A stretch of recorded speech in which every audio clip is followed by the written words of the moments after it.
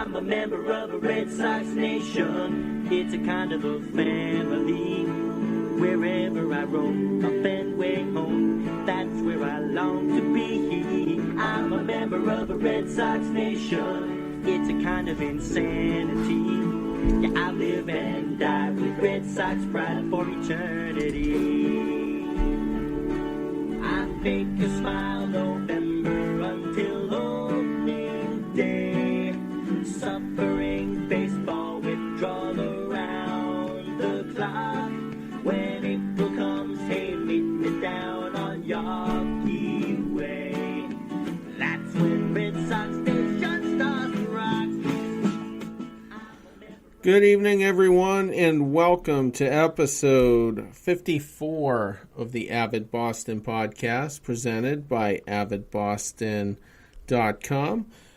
For everybody staying up late watching on Periscope, if it holds up, it hasn't the last couple episodes, hoping for some better luck tonight. Spectrum cable sucks, so I'll get that off my chest. But if it does hold up, as always, you can find the show on SoundCloud within 30 minutes of the conclusion of this broadcast, and it will be up on iTunes by your AM commute. And if you haven't already, be sure to subscribe on there. Also, leave comments, feedbacks, whatnot, because, you know, it just helps give us more insight on what you guys are looking for. And all criticism is good criticism, in my opinion. So don't be afraid to weigh in. Yeah, I guess that about covers that. Oh, and the link at the top of the Periscope window will take you to the podcast section of AvidBoston.com, and you can find both SoundCloud and iTunes via that link as well. So, all right, so Red Sox swept the Baltimore Orioles, as well they should, but we did lose a series to the White Sox, who are just as bad. So in the first game, we'll get into that, but that was a little dicey. But with me, as always, my co-host, Dave Kwiatkowski. Dave, how are you? No, I'm doing great, Terry. How are you? Not too bad. So a little bit of an improvement. Yeah, a little bit of improvement, I'd say. I mean, we went from losing 2 out of 3 to the lowly White Sox to sweeping Baltimore, who is, like you said, not much better, but we'll take it either way. I mean, game 1, Stephen Wright continues his not allowed a earned run yet since coming back off the disabled list. He went 6 innings, and the bottom of the lineup, which will be the theme of the weekend series, picks us up in the 12th as we get 2 runs in the 12th, and Kimbrel comes into the save. In game 2, we had E-Rod with his classic E-Rod quality start, which is almost 6 innings and another 3 earned runs.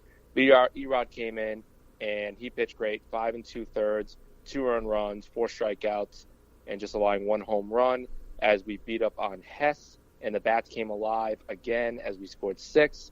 And Kimbrel ran into a little bit of trouble in the 9th, but that's going to happen every once in a while as the bottom of the lineup continues to pick up some slack for us as Devers, Holt, and Vasquez all with hits. And then today, in a Chris Sale day, Chris Sale, quality start, 6 innings, 1 earned run. He had 9 strikeouts and walked a few more than normal, 4, but we beat the rookie, and the bottom of the lineup came alive again as Devers with a hit, Nunez with 2, Holt with 2, and the Red Sox will sweep in Mookie Betts' return. Yeah, and well, I guess we'll get to Mookie in a second, but let's just start from the beginning. Stephen Wright is back, and all-star 2016 form, basically, which is, I think, just what the doctor ordered. Porcello looks like he has the ship righted, so no real concerns there, but there was no way Drew Pomeranz was going to give us what Stephen Wright has so far. No, we were hoping that Pomeranz was going to continue his 3.32 ERA from last year, but he just didn't. So Stephen Wright's picked up the slack, and it's, like you said, exactly what we needed. I mean, he's been absolute nails since he's been back. And I think if you take out the first start, basically, even the first 2 starts where he was a little rusty and came in kind of in some bad situations, he's been unbelievable. And, his last 2 starts have been great against Detroit, 7 innings, no earned runs, 6 strikeouts. Against Baltimore, 6 2/3, no earned runs, 5 strikeouts. Are they the greatest teams in the world? No.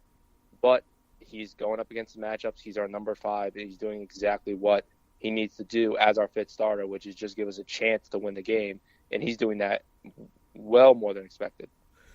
Right. And that game went, as you were saying, into extra innings. The bats were cold, and coming off basically losing 3 out of the last 4, because we did lose the last game of the Tigers series. I mean, had the potential to be an ugly start, but in game 2 with E-Rod, as the team just really has all year long, just kind of started hitting again, and 12-1 on the year when E-Rod does start. So I don't know what it is, but it looks like we're hitting pretty well, which is timed nicely for a Seattle series, because that's the best team we've faced it probably since the Yankees series. Yeah, I mean, well, besides Houston. Oh, was Houston after that? Yeah, okay. So that would be the last real tough series, and we came out of that with a split. So, that was pretty encouraging. It was just nice to see them come alive today, and Mookie with a solo bomb to get us on the scorecard today on the scoreboard. So it was nice too. It was pretty much almost dead center fastball. He went with it and just he crushed it, got all of it. So good to see him back out there. He was moving really well. Obviously he's a little rusty, I'd say, but he's back, and he doesn't look injured at all, and I think they did the right thing by keeping him out, and now he provides that spark to the top of the lineup that helps so much, because now Benintendi's been mashing and JD Martinez continues to hit. Bogarts is pretty solid. He's batting .282. Moreland's been slipping, but Mookie coming in, he just provides another element, and now the top of the lineup is now even deeper, and now at the bottom of the lineup starting to pick it up a little bit. Devers especially, that's really helpful. Right, and with Mookie coming back, I mean, even if he is rusty, he's still a better bat than most of the bottom half of our lineup, despite the fact that like you said, Devers is bouncing back, and Nunez is swinging a better bat. Not running the bases much better, but brutal on the base. He's just brutal in the field, defensively, running the bases. That guy kills me. But he has been hitting okay the past couple games. He still just doesn't walk. But Mookie's, struggling today in quotations. I mean, he was 1 for 4, but with a RBI, a home run, a walk, and he just missed, hitting another ball pretty far. So I'll take that. Brock Holt still doing well. He was 2 for 3 today. He's batting .309 in the year. So he's been a pleasant surprise now that he's finally healthy. He played first base today as well. Extremely versatile, as he's played first, second, short, third, outfield, and so far in his career for the Red Sox. So pretty much everything but pitcher and catcher at this point. Yeah, well, if we're ever up 12-1, they have to put him in a catcher's outfit and see what he can do. Yeah, he's got to be a catcher in the playoffs. Yeah, just put him in there with Wright. See what happens. There's not a lot of velo there, so. No, there's not. We don't have a Marabelli anymore, so. Yeah, it'd just be fun to see him do it, and he could just as well pitch anyway. I mean, in a 15-inning game, I guess it wouldn't be ideal because. You don't want to go, obviously, that far into a game and then have a position player blow it. But Sandoval did pitch a perfect inning, so. He did. I mean, there's nothing wrong. I mean, if we're up 12-1 against, Tampa Bay in September and, it's the 8th inning and Holt wants to come in and throw 3, I wouldn't mind it. Yeah, that would be fine with me. May as well while he's still here, so. True. Right. With Mookie how shocked were you that day when it's like Mookie's in the lineup and that was it? Because I mean, we kind of got jerked around a lot. They were talking rehab starts, and it constantly seemed like we were at least 3 or 4 days away throughout the whole ordeal, and then suddenly they just put him in the lineup. It was a little surprising, but I think at the same time, as soon as I heard he was making the trip, I mean, I think I said it last time, I think he'd be back in a week or two. So I wasn't surprised. I thought he would have been back in the Seattle series at the earliest, but it also makes sense against Baltimore in a ballpark that he hits extremely well in against, besides Bundy, 2 really bad pitchers. Well, Cashner was supposed to pitch, but they scratched him for an MLB debut and a guy that throws a bunch of pitches, and Hess wasn't too great. So besides Bundy, I mean, no real threat there. And I like what they did by giving him a second day off right after that. I think that was perfect to see how he felt.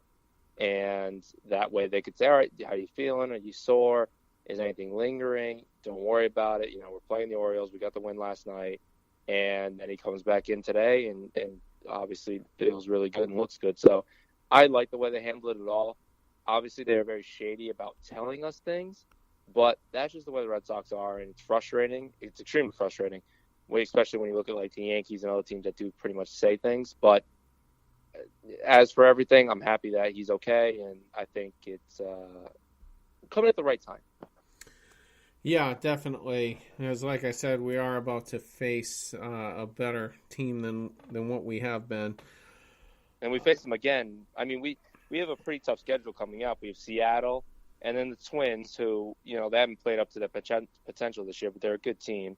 Then we play Seattle again, and then the Angels, and then the Yankees. So that's pretty tough, yeah. It's a pretty tough stretch, and it's away, home, away. So it's a lot of back and forth, and, the rest of the month will not be a cakewalk. And, facing the Yankees at the end of the month could really help out. Yeah, and the Twins, though, even though on paper they're the worst team, I just feel like every time we go to Minnesota, we get thumped. We drop at least 2 out of 3. And they play us pretty well, but I am excited for Xander Bogaerts because his career numbers in Minnesota are unbelievable. Are they? Okay. I believe it was him or Pedroia, but I'm pretty sure it's Bogaerts, and I'm pretty sure he hits the ball just like it's like hitting off a tee out there for him when he's out there. Good. He's been up and down, but he seems to be trending upward. He was hitting around 230 or so for a month. Yeah, he's at 282 right now in the year, which is really good. I mean, I think he'll be closer to 300 at the end of the year, but I mean, he's a career 283 hitter, so he's batting 282. I mean, that kind of tells you. But I think that also is brought down a little bit from his rookie year and from last year being hurt. So I think he'll bounce back to closer to 300. Yeah, well, that would certainly be nice. And, yeah, I mean, because, JBJ, Nunez, Devers, we just don't know, how long the streakiness will continue with them. So you need at least your top half of the order, swinging a good bat. And speaking of the top half, Mitch Moreland, he's not Superman anymore like he seemed like he was. No, he's not. He's starting to struggle a little bit. Right. Well, he's going back to his career numbers is about what it is. He's about a 250 hitter with, around a 2070, 2080 type guy at the plate. Is he a number 4 hole hitter, though? I mean, should we... When he's hot, he is. But I think that the most optimal lineup would probably be Betts, Benintendi, JD, Bogaerts, Moreland, Devers, Holt, because I think having Devers and Holt flip-flop there, just so that the bottom lineup isn't completely useless, Holt, JBJ, and, Sandy, Vasquez, flip those 2. But I think that would be the most optimal thing. When Moreland's hot, he's definitely a 4-hitter. But all I need Moreland to do is bat 260 and hit doubles and not strike out at balls at his ankles. That's all I need from Moreland. Right, and he comes up clutch. I mean, even if he isn't hitting particularly well for a given stretch, any at bat he can still crush one. Yeah, he's disciplined as well. He'll take